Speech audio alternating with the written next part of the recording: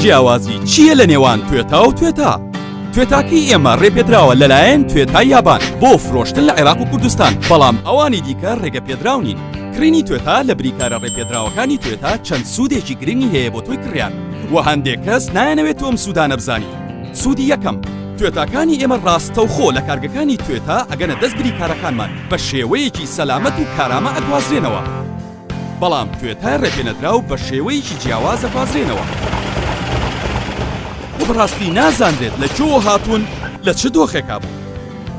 بریکارە ڕێپێدراوەکانی توێتا گشت پشکنینێک بۆ ئۆتۆمبیلەکەت ئەنجامەیەن بەر لەوەی ئۆتۆمبیلەکەت وەربگریت و دڵنیا دەکەینەوە کەوا ستێرن و برێکی ئۆتۆمبیلەکەت زۆر بەباشی کارەکات. بەڵام ئەگەر تۆ لە شوێنێکی تر بیکڕیت، ناتوانیت بزانی چ پارچەیەکی گۆڕدراوە یا ڕەنگە کیلۆمەتری ئۆتۆمبیلەکە دەستکاری کرابێت. لەبەرەوە هەردەم دڵنیا بوو هەز بە سەلامەتی بکە لەگەڵ توێتای ڕێپێدراو. بەم زوانەش پێگەگەینەوە بۆ باسکردنی سوودەکانی دیکە. توێتا لێبخرا بە دڵنیایی.